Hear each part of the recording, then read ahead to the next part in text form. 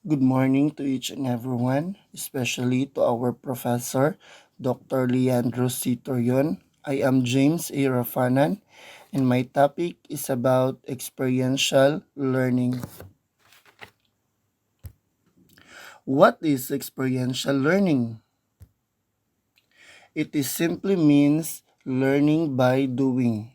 This phrase is quite common and familiar to us teachers because we already hear this one in our college years. Learning by doing means students or learners learn more by doing, acting, experiencing the things that should be learned, where they can use their senses while doing the activity. Experiential learning combines direct experience with focused reflection. Since experiential learning focuses on experiences, these experiences must be evaluated and reflected to improve the learning experience. Builds on past knowledge and experiences. Experiential learning believes that experiences are authentic and that it builds knowledge and experiences helpful for the learners, encourages collaboration and exchange of ideas and perspectives. Experiential learning is interactive. It should not happen alone but with collaboration from others. For example, you let your learners fry an egg. Some perfectly fry the egg while others over fry the egg. By that, the teacher should let the students evaluate and reflect themselves why they come up with that result and share that to the class. So this sharing helps on the exchange of ideas. So those who failed to fry the egg will have an idea on what to do in the next on the future activity to perfectly fry the egg. Experiential learning can be course focus or in class, community focus or work focus. This means that experiential learning should not happen in the four walls of the classroom. Students should go out to the actual world to see what's going on and apply the things that they have learned. In this slide, I will show you some pictures on how experiential learning should happen. The first picture shows a child is fixing the wheels of the toy car. He is actually doing and learning to fix the damage. So by the next time the toy car will be damaged, he will be able to fix that on his own. In case of his playmate, maybe he can provide help. The next picture also shows an experiment guided by their teacher. And then learners are conducting basic electronics where they connect wires. So these pictures only shows how experiential learning should happen, where the experience should be at hand of the learners. Learning was first explored in education and learning contexts by John Dewey, Kurt Hahn, Kurt Lewin, and Jean Piaget, among others. So, it was only made popular by David A. Kolb. Thus, the creation of the Kolb's experiential learning theory. It has four phases: the reflective observation, abstract conceptualization, active experimentation, and concrete experience. And these four phases proceeds in a cyclic process. Each phases corresponds to a specific part in the experiential learning process. So let us learn each phases. The first one, we have the reflective observation. This is the observation phase. Students are encouraged to intentionally reflect on the experience from multiple experience. So what happens in the reflective observation is that students are encouraged to reflect on their experience of actually doing or experience by watching other people. When this happens, learners should reflect and evaluate why such happened and when challenges arise. Examples of this, we have the riding a bicycle.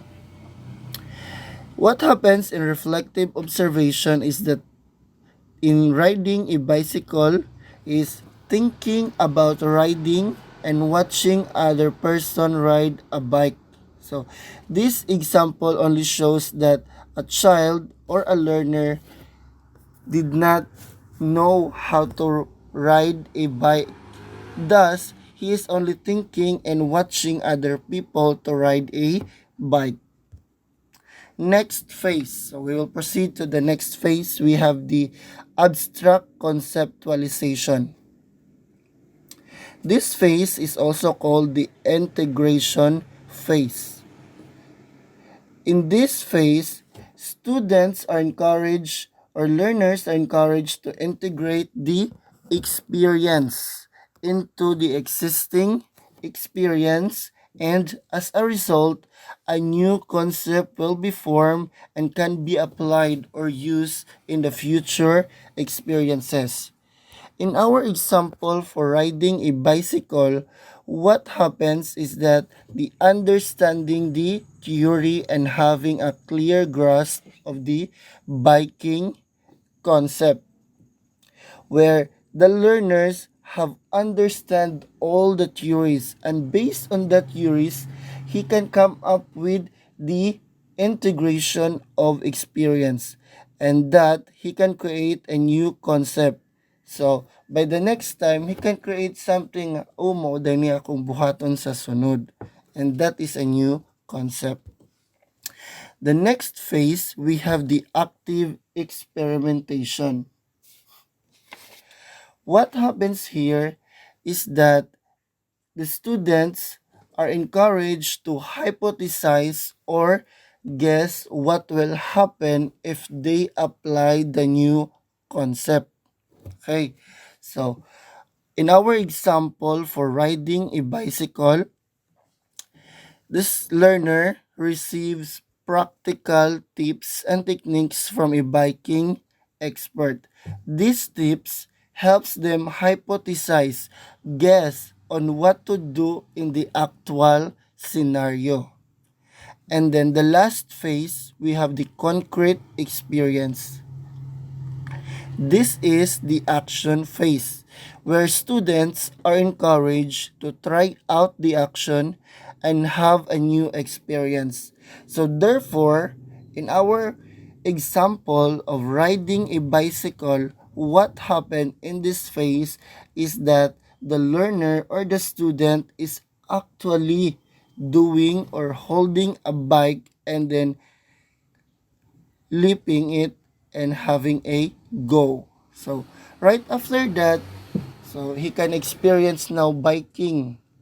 And then the cycle must proceeds cyclic. So mubalik na pud siya ngadto sa reflective observation. While driving, natumba kintahay ang bata, and then ngano natumba man siya, so evaluate himself and then proceeds to the abstract conceptualization, active experimentation, and going back again to the concrete experience. So where he ride a bike again until he knows and perfectly mastered the riding a bicycle.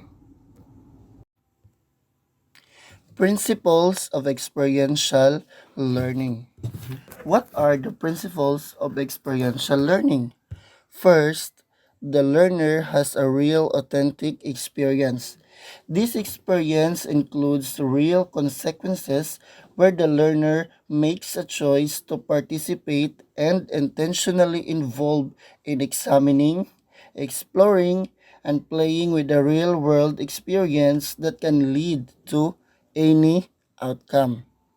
Second, we have the experience is a hands-on feeling and doing interaction. The experience can be planned or be completely spontaneous.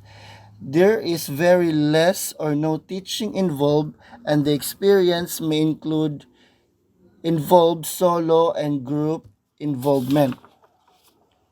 The third one, we have the experience is direct experience with focused reflection and builds on past knowledge and experiences. So I already explained this one.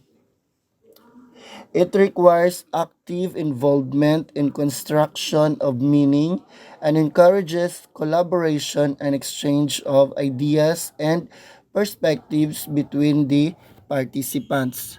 The fourth one, we have the learner actively reflect on that experience through individual thought, group discussion, questioning, processing, or writing in a journal. They may participate in group processing and discussion, including debriefing and reflective questions posed by a facilitator who challenges the group to create personal meaning and transference of learning to new situations. And then the last one, the learning is able to draw conclusions.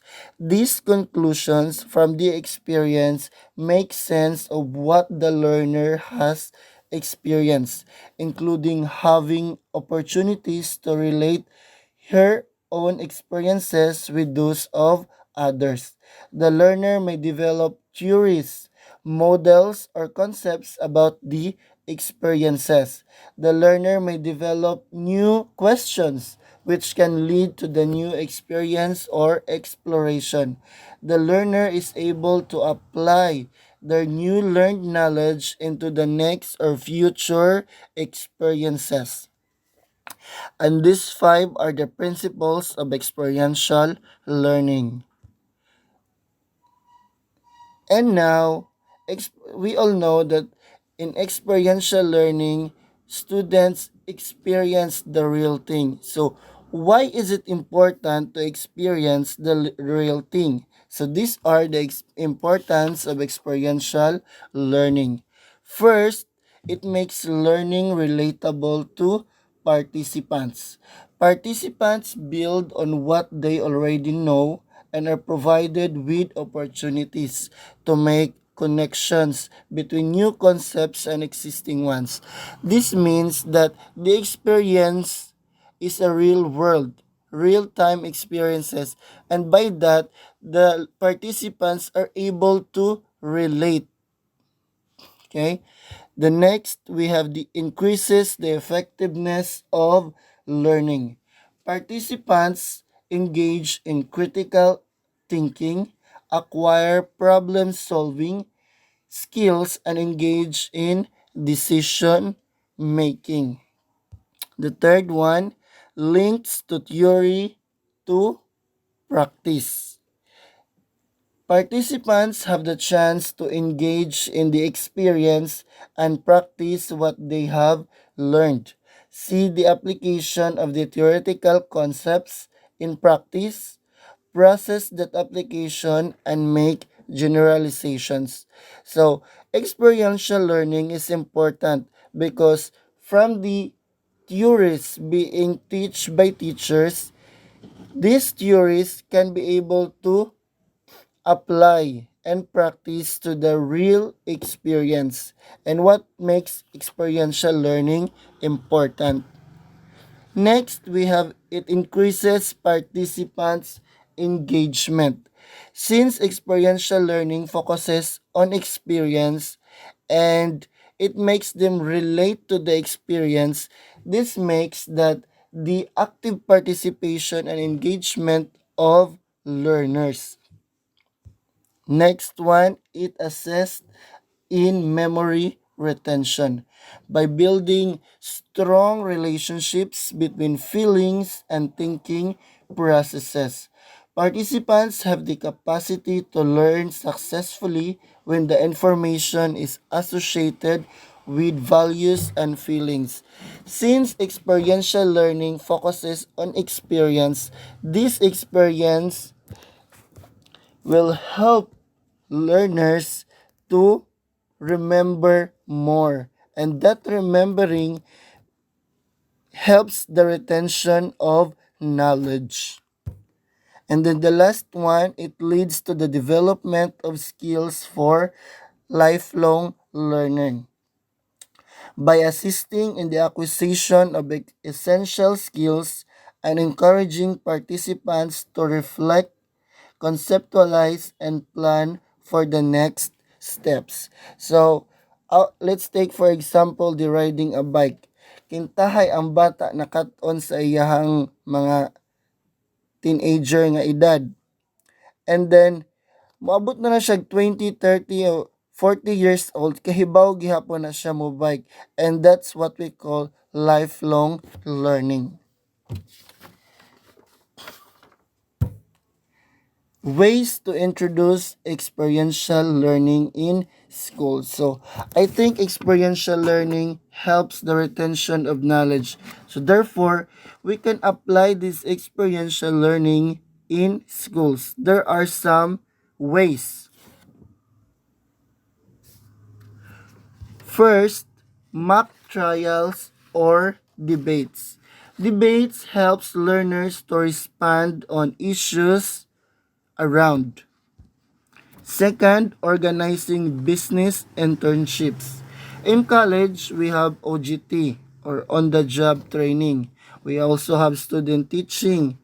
And in senior high school, we have the work immersion, where learners can apply the theories that they have learned in school to the real world. Third, we have school camps. Number 4, undertaking drills to conduct specific physical skills. Drills commonly conducted in schools is earthquake drills. This is important and helpful for the students and teachers to develop skills needed in case the real earthquake will come. We also have community service opportunities. Study tours. Study tours in museum, library, heritage park, and institutions to actually see the things that is teach in school. So, ang mga bata mag-tour. Sag-asa lang mag-tour, which is, or mga educational tours. For them to see nga, tinuod jud di ay ang mga nahitabo. We also have every film or novel study in English. Like reading a story, gipabasa ang bata. Nga mangita pag ka og movie nga maojud na nga story nga gibasa sa bata for them to see kung unsa ilahang nasabtan nga ning gawas ba sa movie. Then we also have simulations. Scientific experiments or open-ended inquiries to determine cause and effect. So, scientific experiments to develop research skills para ang bata makat-on. We also have case studies, role-playing. Role-playing to actually put himself or oneself into the character and know how or he or she feels on that very moment. And then the last one, we have interactive classroom. So, as I have said, classrooms in the experiential learning should be interactive. Dili lang kay chalk, talk, or board, or pen and paper. It should be interactive wherein learners will be able to experience and do the things that should be learned. My references, and thank you. That would be all. Thank you for listening, and for watching.